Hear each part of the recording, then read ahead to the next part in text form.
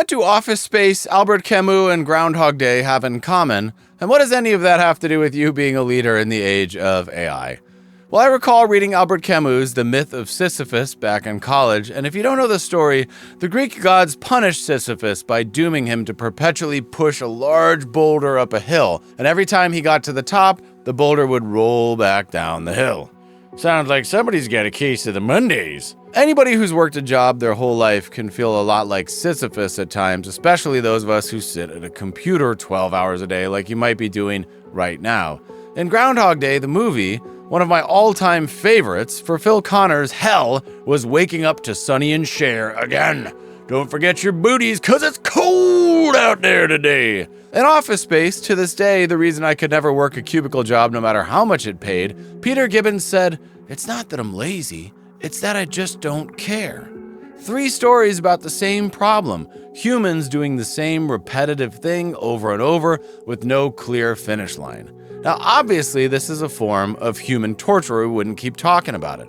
Well, that's what keeping up with technology feels like right now for a lot of the people that I talk to and the leaders that I've spoken with. The ones that are struggling the most aren't the ones who can't learn the tools, they're the ones who are angry that they have to, again, after the last wave of must-learn technology, and of course, the one before that.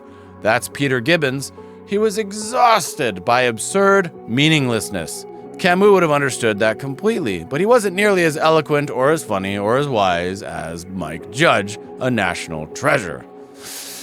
What I love about Groundhog Day, though, is the philosophical evolution. Phil Connors stops trying to escape the repetition. The day doesn't change, he does. What better metaphor for our life and our work? Now, I've watched this exact arc play out in workshops from Amsterdam to Denver, and nobody knows which of the new technologies they should actually learn and which will be the tickle-me-Elmos of tomorrow.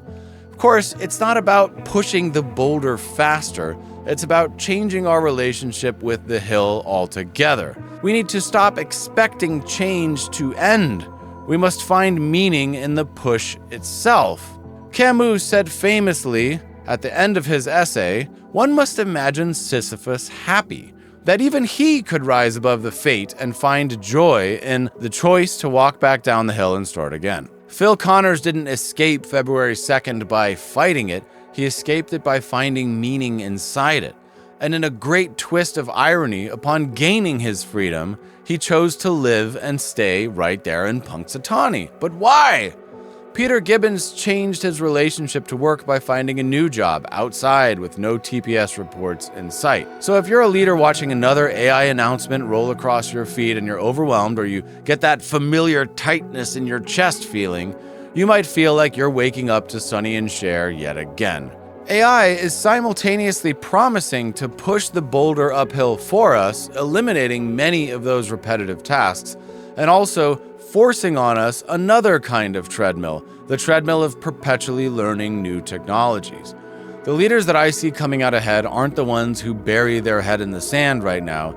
They're the ones who get comfortable with the process of not knowing. They've learned to embrace change and to find meaning in the pursuit of lifelong learning, and they can effectively communicate this pursuit to their organization. Because I don't want to just imagine Sisyphus happy, I want you to be happy too.